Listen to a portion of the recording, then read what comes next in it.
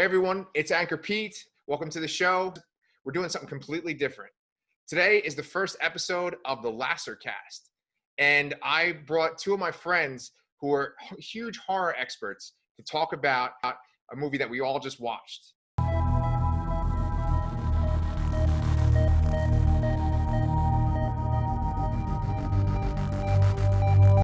All right, what's up, guys? I'm Danny. I also go by Dr. Zayas on most of my social media platforms.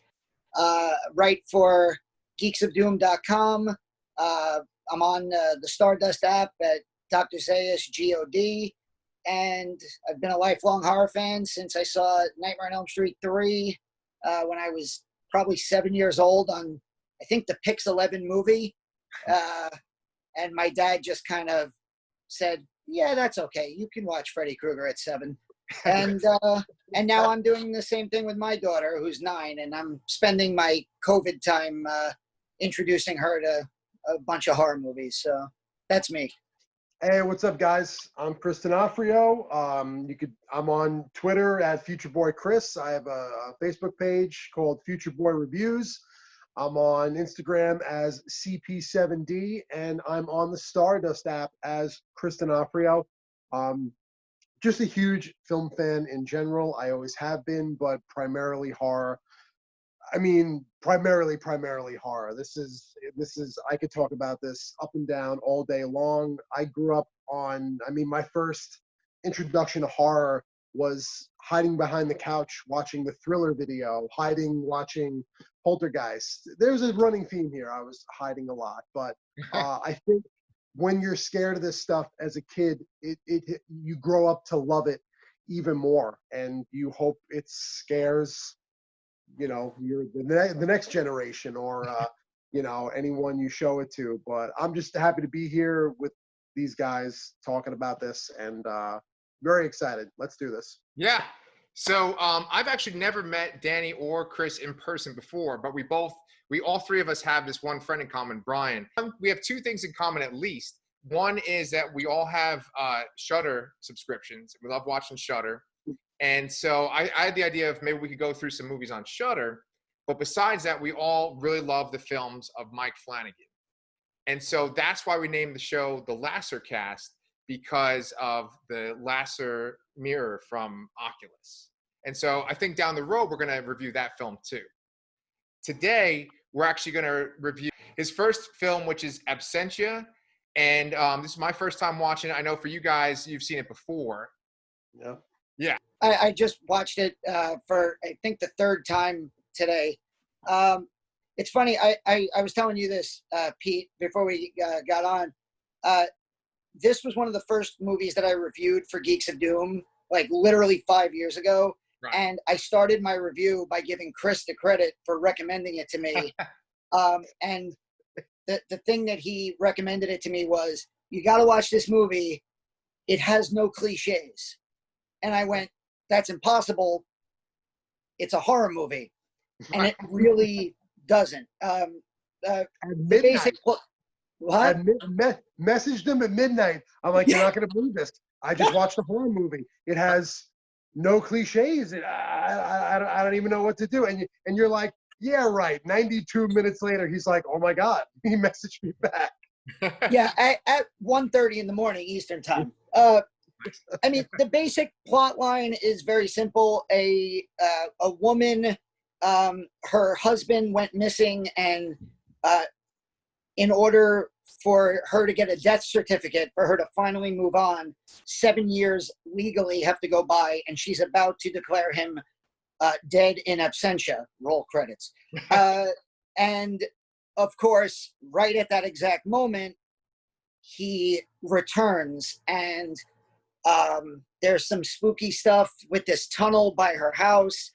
Her sister has just shown up, recovering from rehab, from drug addiction, and they're dealing with this mysterious tunnel, and where did her husband go for 7 years? And the thing is, with Mike Flanagan films, the whole plot line of it being a horror movie is always secondary to the story about the characters, which is something I'm sure we'll talk about a lot. So it's really about this woman who's stuck between trying to move on from a husband she thought was dead, and now like her and her sister dealing with him back. Yeah. And where was he? Why was he gone? What was holding him? You know, no more spoilers, but you know, that's really what it's about. Yeah. And you know, I should let the viewers know too that we're going to talk about it at first without any spoilers, and then eventually we'll get to spoilers. And in the description, I'll leave a time code for when we're done talking about the spoilers. I watched a couple of documentaries about the making of this film, and it was real interesting how they came up with the story of it. By the way, I think you did an awesome job summarizing it, Danny, too. Yeah, absolutely. Absolutely. Yeah. So, like, one of the things that I saw was that Mike Flanagan had actually made a couple of different movies beforehand, but they were independent character study movies, right? And they didn't really get a lot of recognition. And so he was trying to make a movie that was going to be like his calling card movie. And so he had lived near where this tunnel was. Like, he lived near it. And so he was like, you know, we could make a movie around this tunnel, and we could, you know, try to figure out how it's scary. And so they cast the people in the movie. They started to figure out how they were going to film it, and then they started to develop the story for the movie. It's funny because I didn't even pick up on it the first time I saw it, but the whole Billy Goat's Gruff aspect to the movie. And what's ironic is, so I'm watching the movie again, and I'm trying to like do my homework for the podcast. Yeah. And I look up on Wikipedia Billy Goat's Gruff, and on Wikipedia it actually lists Absentia as a like interpretation of the Billy Goat's Gruff story. So I'm like, wow, okay, because the Billy Goat's Gruff has been around for a long time, and now it's forever linked. You know, because of course Wikipedia is the place to go, but it's like forever linked now. Yeah. I don't know if you're aware of this. Another thing Flanagan realized, he said this on a podcast a few years ago, because I've listened to every podcast that he's been a guest on probably 2 or 3 times. Nice. And I believe he said this on Shockwaves. He said that he didn't realize it while he was making Absentia, but something that profoundly affected him as a kid. Because the thing with Mike Flanagan was he didn't really go back to horror until he was in his teens and even in college. Because horror scared him as a child. And he said that he didn't realize till after he made Absentia that there was an episode of Fraggle Rock. Scared the shit out of him. What? And it was, and I forget what it was called, but it was about a tunnel. Okay. That ghosts of Fraggles lived in, that they never came out, and their spirits were trapped in this tunnel. And he said he didn't realize till after the fact. Yeah. And he's like, oh my God, I basically made like Absentia's a riff on this Fraggle Rock episode. Oh, The man. only thing I really remember about Fraggle Rock was watching it on my grandmother's home box, like HBO, but the actual box. Like, because apparently, that's what I remember about Fraggle Rock. But that's crazy. That's awesome. That Fraggle Rock was great. I did my homework, and I thought I had some real interesting information, but that Fraggle Rock just trumps that, you know? What's interesting about that is that the whole Billy Goat's Gruff idea, that actually came from his brother. And do you guys know that his brother is in this movie? Yeah. I know his brother's in it, but I never check who his brother plays when I watch it. Yeah, so his brother, he is one of the people. So the 2 sisters, right? We have TRICIA, right? She's the one that's pregnant, and her husband is the one that's been missing. And then the other one is CALLIE, right? Yeah. And so CALLIE, as she's going around her sister's neighborhood, runs into a couple of strange people, and one of them is this young guy, right? Is he the guy who Doug Jones is the father? That's Son? right. Oh, okay. All right. Yeah. So Doug Jones's son in the movie is Mike Flanagan's brother. Ah. Yeah. Okay. He needs to eat something because he was really skinny back in 2011. Hey, is it okay if we go on my little Doug Jones tangent real quick? Absolutely. Oh, I love Doug Jones. Yeah, cool. Well, so I know you guys have gone to cons and stuff. Have you guys ever met Doug Jones at a con? No.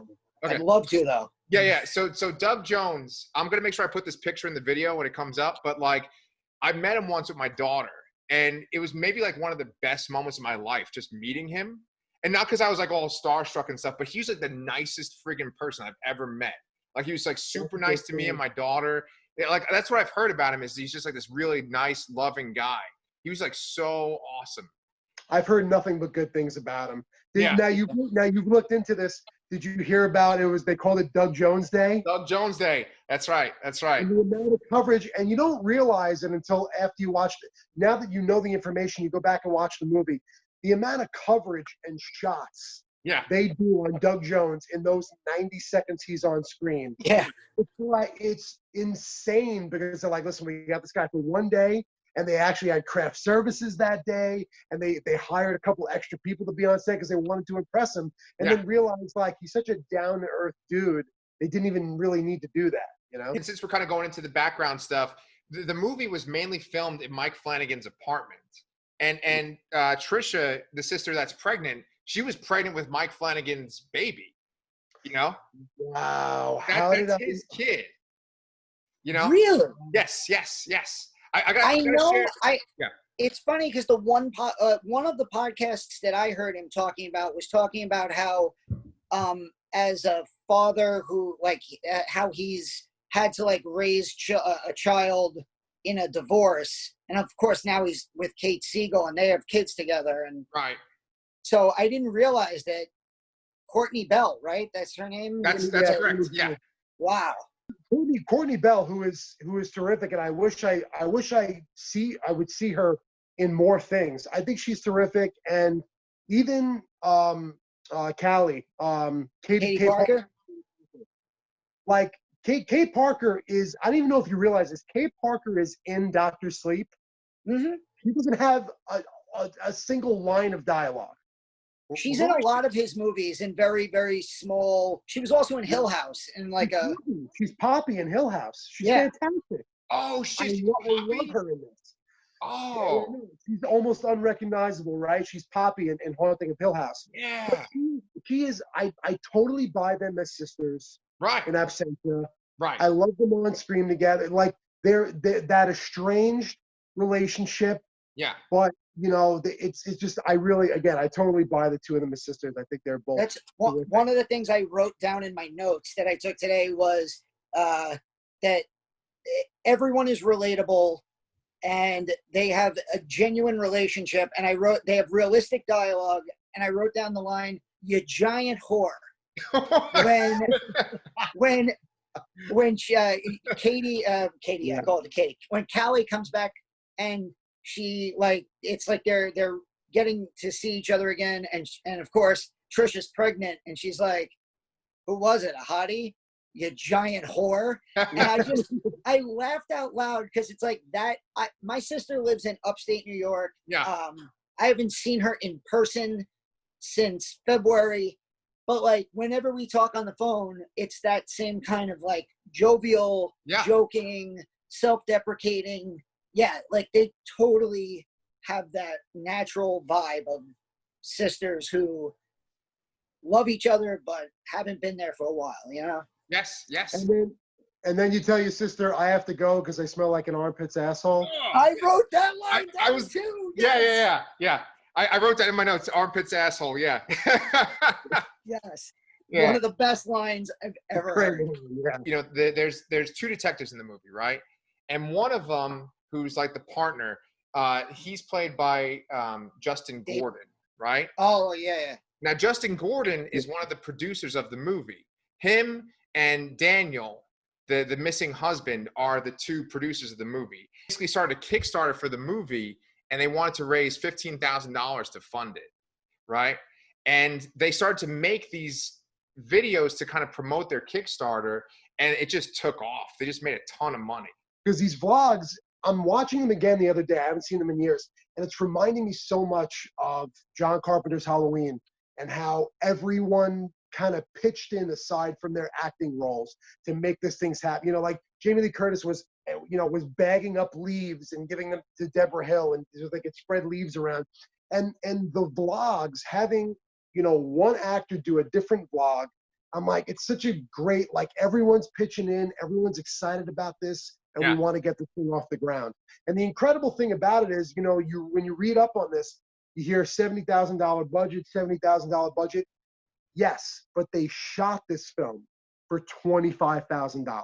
That's right. Shot it, which is bonkers. The more I watch this film, I love the guy who plays Detective Mallory.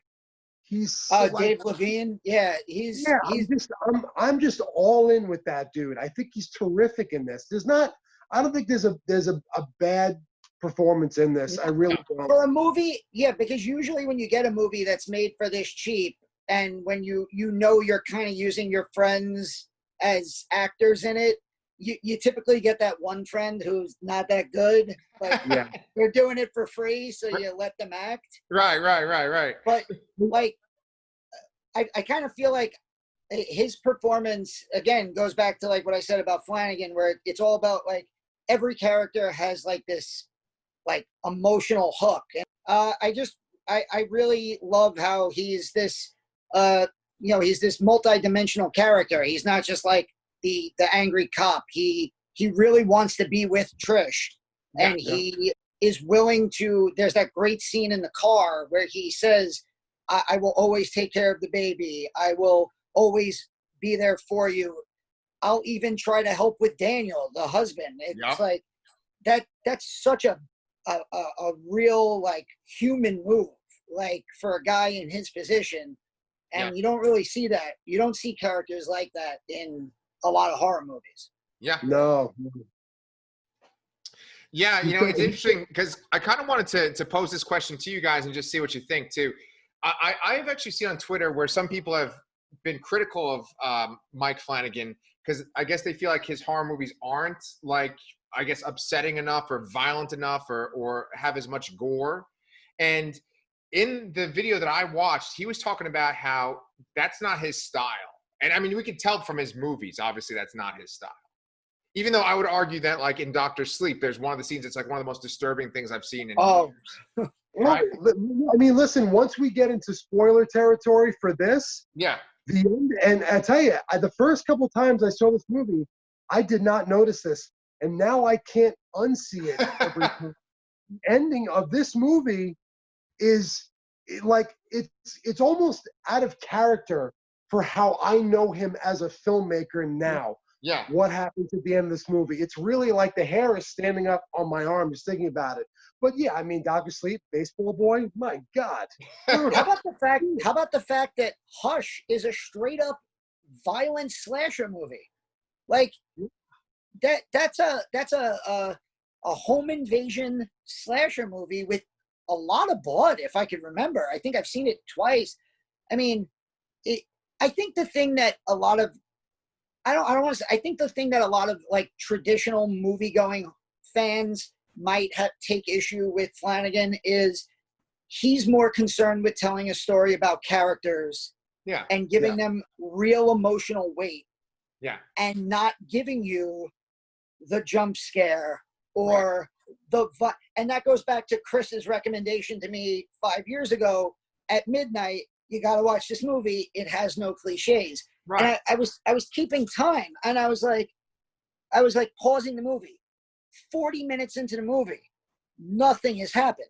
Like aside from like a few little like, of her lucid dreams, there's almost nothing in the movie that would even classify it as a scary horror film until like 55 minutes into the movie. And that was a big criticism of Dr. Sleep also was, oh, well, nothing happens for the first act.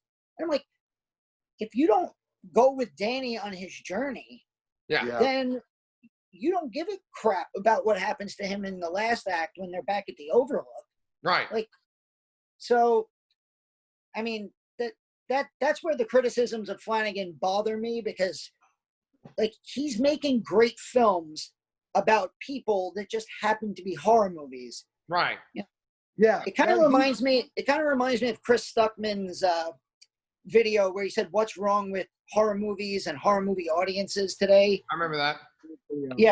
And I always think about that when I hear people complain about like a movie like Hereditary or The Witch or a Flanagan film. And those are some of the best horror movies I've seen in the past like 5 years too.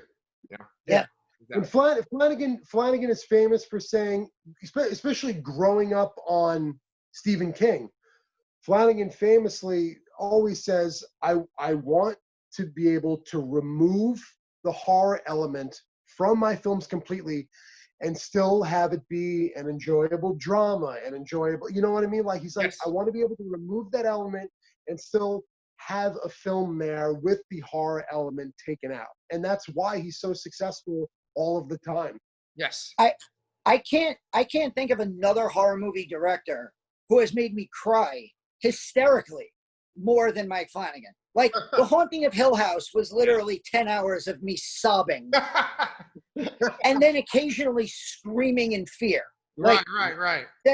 So, Yeah. like, and I totally get where, like, a couple of 19-year-olds on a date going to see a horror movie are going to be turned off by a movie like this, or even Dr. Sleep, which is 2.5 hours in the theatrical version.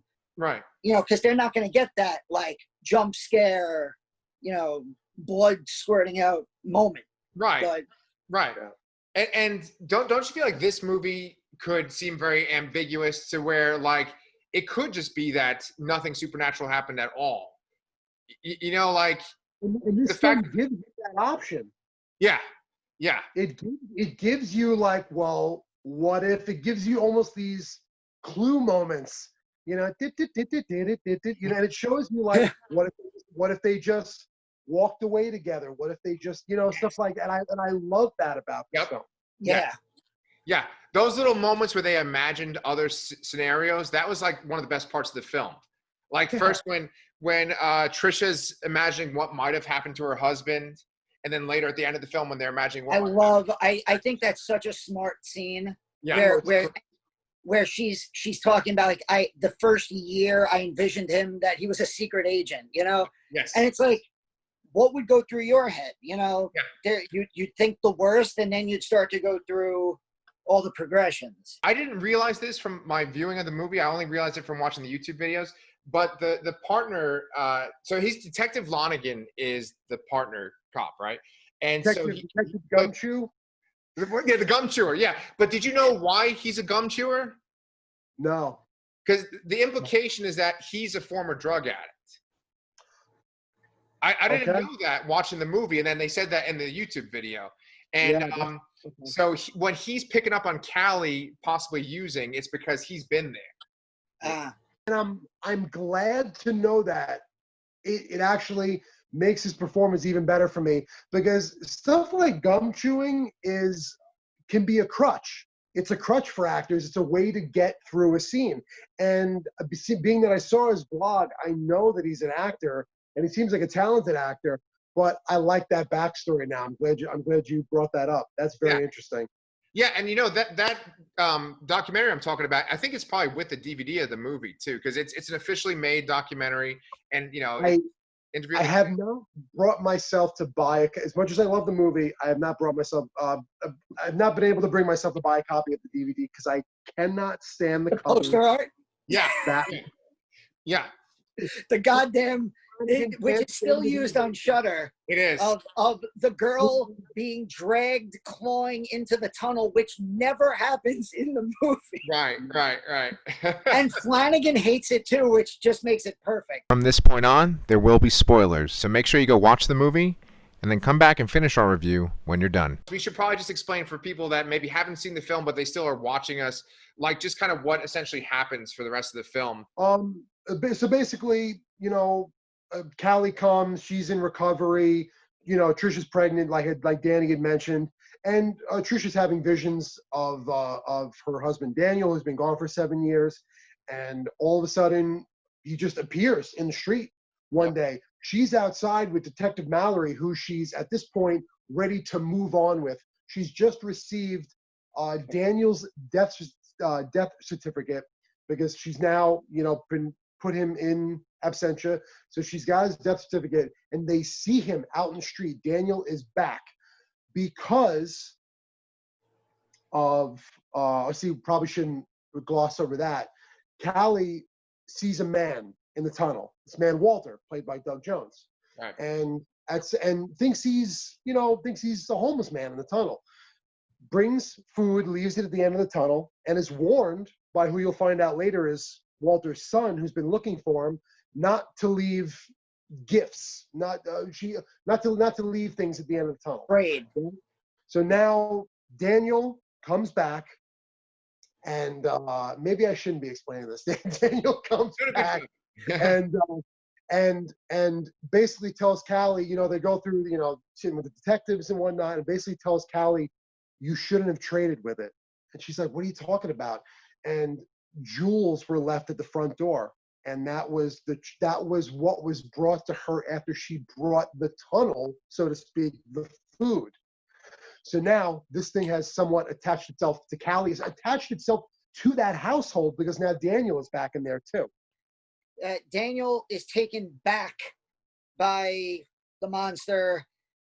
Callie and Trish are at home, and then the lights are out, and there's this great scene where you don't really know what happens, and then Callie wakes up and Trish is gone, and she runs to the tunnel, and yeah, there's the scene that we mentioned already, and then like basically Callie makes the decision, I'm willing to trade myself to get Trisha back. She's pregnant. She has what should be a stable life with Detective Mallory, if, you know, possibly. And I'm just a recovering junkie. This is going to be my, like, sacrifice. And then she sees what happens, and she tries to get out of the tunnel, and that's it. Yeah, like Chris mentioned before, like an ending that just really rips you apart emotionally. I just noticed it for the first time today. So Detective Mallory now, at some point in the future, I'm assuming it's not too far, he's doing in a almost perfect symmetry to the opening shot of the movie, which is Trisha putting up the very last of the flyers for you know, missing person with Daniel on there, her husband. Yeah. Now it's Detective Mallory putting up missing persons for Callie and Trisha. Yeah. And he looks to the tunnel and he sees, I think it's Callie. Callie, yeah. And she's standing there like this in the most perfect, like, flash vision of what would become the bent neck lady in Haunting of Hill House. Yeah. I noticed that for the first time the other night too, and I've seen this movie 5-6 times, and watching it on the tablet, I'm like, oh my God, bent neck lady. Callie can see him from where she is in the tunnel. He can't see her, and then the final shot is some unseen monster just moving its fingers on her shoulder. Yeah. Like, So good. and it's just, and it fades to black, and that's it. It's just gloomy as all hell. Okay. Something in particular that really stood out to me was when Daniel goes missing again, and then she has to tell his parents, who are on their way to come visit her, that he's gone again. That was like real effective. The scene with Mallory having to sit down. Every time I watch it, I'm like, I just sit there like, this is brutal, because he can't even get the words out. Yeah. And then, and like, when you can tell, and this is where he's great, when he knows how awful and how horrible it is to say that, I'm gonna have to ask you to fill out the missing persons report. And he knows, he's like, I can't fucking believe I have to have her do this again. Yeah. Horrendous. Yeah. But you brought up the scene with the parents. There's this little moment, and again, it's like these emotional moments that with Flanagan movies always outweigh the scary moments, where when Daniel is back and he's like a stammering mess, but the first time that like Callie goes in to talk to him. He notices that he looks at her belly and he notices that she's pregnant. Yes. And he looks and he gives like a point and he smiles. Yeah. And I swear to God, again, like I almost started crying. Yeah. And then she like hates him. And then they like fall into each other's arms, cry. And I'm like, motherfucker. It's like, that's great. Oh, just like, that's the stuff that, like, again, like you said it, Pete, like a first-time director, like feature-length director, you expect like James Cameron's Piranha 2, The Spawning. you don't expect like a film of this quality to be somebody's, because like even the great directors, like I just watched Dark Star, John Carpenter's Dark Star, for the first time. 1974. It's fun. And you can see where his career would go, but there's a literal beach ball is used as an alien. And it's like, how? Yeah. And then it's like, okay, Assault on Precinct 13, Halloween. Okay, he's got it. Yeah. Like Flanagan just freaking got it immediately. Yeah. Like, oh yeah, look at Bob Clark. I mean, you know, children shouldn't play with dead things. It's got moments of fright and greatness, moments. Right. Otherwise, not good. And then he goes and makes Black Christmas, arguably one of the greatest slashers of all time. You know, well, you're right. Flanagan, out of the gate, he's so focused. Yeah. This is his first feature. He knows exactly what he wants. He's so focused. I think they shot this in 15 days. That's right. Mostly at night too, right? Yeah. Unbelievable. In his apartment. So to me, one of the things that made this movie far more scary, that unsettling feeling, that goosebumps feeling, is that you don't know what the hell it is. Yeah. You know, you don't know what the thing in the tunnel is. It's not. And that's another. I'm sorry. That's another reason that like I feel that somebody might criticize. You know, for, like, what is it? Is it a like? You know, it's that. You know, living with it's the unknown, you know, what you only see the shadows. Yeah. You know, Nightmare on Elm Street coming through the wall kind of stuff, which is really cool. But, I mean, there's a great coming through the wall / ceiling moment in this. And my first thought every time I see it is, man, how did the Nightmare on Elm Street remake completely fuck up this moment? Like, completely. Flanagan, with $25,000 initially, nails this moment. Nightmare on Elm Street probably had a $12 million budget to remake. Just completely squandered what should have been an easy moment. Done with a sheet. Done with a bed sheet. Oh my God. Original completely ruins it. Again, I digress. Yeah. Well, I mean, the thing is, you try to wrap your head around what the creature is, and it's kind of really hard to do, because you're like, is it something that's in another dimension, and does it come into our dimension? It's some kind of insect-like creature, because you guys were talking about the sound design before. I feel like that's what really disturbed me, was that sort of that clicking noise that it would make. I was like, what the hell is this? No, there's like another one of those like great scenes where like I guess it's like the exposition scene, but it's done in a way where it doesn't feel like it, where Callie's like you caught me you slapped me in the face. So to show you that I'm not just a drug addict who's who's making shit up, I actually went and researched, and there's all this stuff, and she's bringing up, it's almost like, you know, this is an It moment. This is like the history of Derry in It Chapter 1, where she's going back 100 years and pulling up history of all these things. I also got like vibes of, obviously a movie that would come out years later, Us, with like all the tunnel stuff. Okay. You know, and she mentions the three billy goats. She mentions something about like Egyptian like bug demons or something.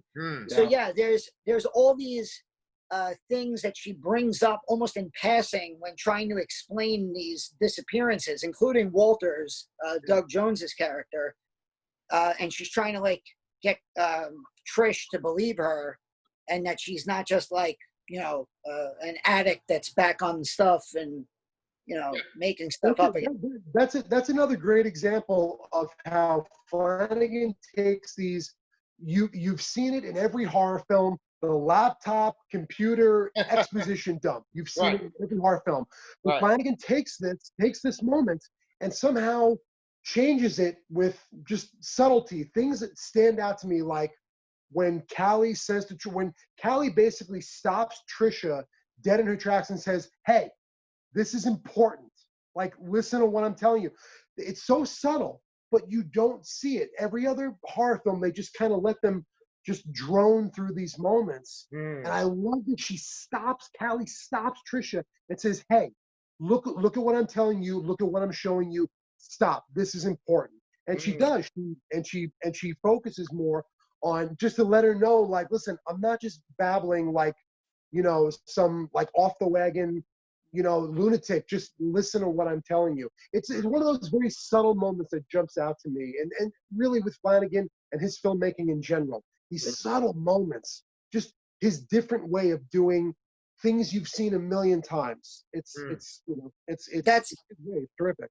Yeah, the same thing goes with her lucid dreams. Is, you know, the idea, like, you're watching it and you're like, oh, it's a dream sequence.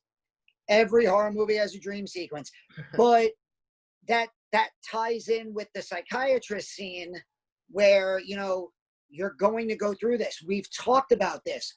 You're going to go through this stuff, and you're like, oh, it's not just cliche, like jump scare, you're having a dream, you know, wake up sweating in the middle of the night moment. It's something that she's going through. Is like one of the stages of grief that she's going through with Daniel having been missing for so long. And then my favorite moment in the movie, in terms of Flanagan kind of, you know, upending a cliche, and maybe it's because I've spent a lot of time in quarantine during this time. I've been running a lot. Okay. My favorite freaking moment in this movie is Callie has been running through the tunnel and back, And then after Daniel comes back and she's completely freaked out, there's a scene where she goes out to run, looks at the tunnel and says, "Fuck that," and goes the other way. And I went, yes!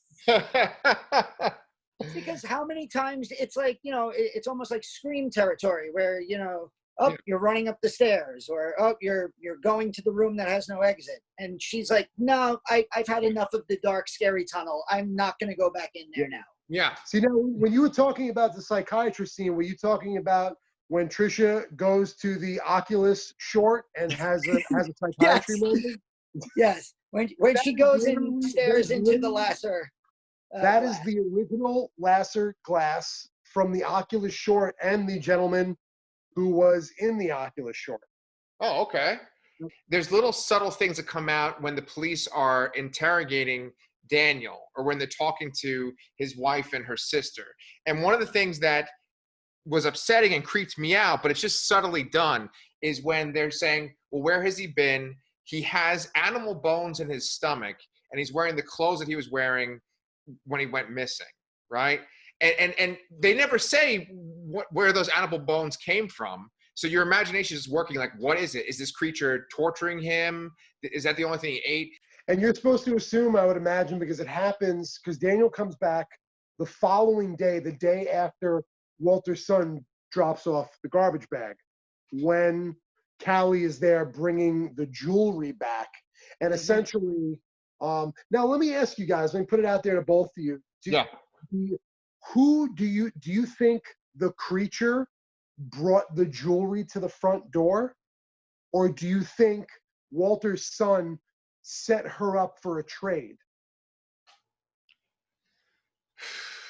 I've watched it a million times and I'm still not sure, and I'm not sure if I'm not supposed to know. I think I took it as the creature did it and not the son. Because I feel like the son in general was looking out for Callie. Like, I don't think he wanted her to get. Very good point. Yeah. I also take it as that whatever the creature is, it has a system. And I think that goes along with like what we were just talking about, the laptop scene where a lot of the things she brings up, the monsters in those stories, like the three billy goats, you're able to bargain with the troll. Like the first billy goat says, "Oh, don't eat me. The one behind me is fatter and big." So like you can bargain with the monster in that story, and I feel like maybe that's what Flanagan was trying to do. Yeah. But again, he left it ambiguous so that we can sit here and have this conversation 9 years after the movie came out. Yeah. And that's, you know, that's genius in one way, and you know, to other horror fans that might be like really annoying and like give me Annabelle. Basically, we all should have watched the episode of Fraggle Rock before doing this. Yeah. I want to talk about the scene that you mentioned before, Chris, which you said like really stands out to you and really upset you. It's the thing on the floor in the tunnel, right? Yes. Okay. Yes. Okay. So my interpretation is that's the baby. That is the baby. Yeah. And you're really not entirely sure, and it's the way he shot it. You're really not sure what's on the ground. That's right. Until you and it's again, I hate even saying it until you're like, and that's an umbilical cord. My God. Yeah. Oh, in general, like, where would you rank this among other Mike Flanagan films? Because I have not seen. You guys have mentioned Oculus. You've mentioned Hush. I've not seen those. I've not seen Gerald's Game. Oh, I'm so excited for you. Yeah. Flanagan's the kind of filmmaker, like, as we go through this, there is stuff I'm thinking about, things that I like, just single moments in his film that I cannot wait to talk about. Okay. Yeah. Every movie. Hush, Oculus, Gerald's Game, these single moments that I like that make him that filmmaker for me, you know? Mm-hmm. Yeah. Where, to get to your question of where would I rank this, as much as we've been gushing over it, I would say it's towards the lower half, but only because of how much better his work got. It's not like, it, you know, to bring up the joke example I used before, it's not like we're doing James Cameron's filmography and okay, Piranha 2: The Spawning goes down here because this isn't a Dark Star. This isn't a Piranha 2 situation. This is a great film that the filmmaker just went on to make better films. Yeah. And because of that, it ends up in probably the lower third of his filmography by no fault of itself. I agree 100%. It's one of those, if you're gonna force me to pick, a least favorite, not even least favorite, because it's just, like, yeah, I'm gonna pick Temple of Doom. Yeah, I'm gonna pick Back to the Future 3. Right. I love these films. I love them. But if you're gonna force me to put one behind the other two or behind the other 7, right, it's gonna be this one. So I don't know. I would say this and Before I Wake hover pretty neck and neck. But again, both very good films. Very good. I think I have this above Before I Wake, but even Before I Wake, like you said, like another movie that like made me bawl in the living room. There is not a single bullshit jump scare in this entire film, and that is huge. And this came out in 2011. This was at a time where that's what like your most mainstream big studio theatrical run horror film had. They were just filled with bullshit jump scares. This film does not have a single bullshit jump scare. I mean, my big issue with a lot of the, like, I was very anti-Insidious for a long time, and I've come around on that train. I know, but like, I don't consider I know Chris and I probably disagree on this. I know we've had this conversation before. I don't consider The Conjuring to be a great film. I think it's fine. I think it's good. Right. But that is an example to me of like what Chris was just describing, a movie that it's a modern horror film that is made for mass appeal. And it was so dependent on loud noises and, you know, lights going on and things jumping out at the screen. And it worked. It did. It was good. Right. But I will take a movie like this where, like, I wrote it down, 54 minutes of a 90-minute movie before you see the monster or it even shows up. Right. You know, the dream sequences with Daniel, like, with his mouth open, being all creepy with no music and just being there, like, in the background. Like, it got me today. Like, and I've seen the movie before. But I just was really impressed overall with the quality of the acting and also just the depth to the emotion in the movie itself, you know? Yeah. So I think it was great. I'm really glad you guys suggested it. Yeah. So if you guys are down, then I say, like, you know, 2 weeks from now, we could pop out another episode of this. Absolutely. Absolutely. Yeah. So, you know what then? Like, I think we can kind of call it a night right here. And I wanted to thank both you guys. Yeah. Yeah. And thanks, Pete. Oh, no problem. And yeah, Pete, this has been great. And, you know, I'm very excited for this, a few days leading up to it, and exceeded my expectations. I cannot wait to do this again.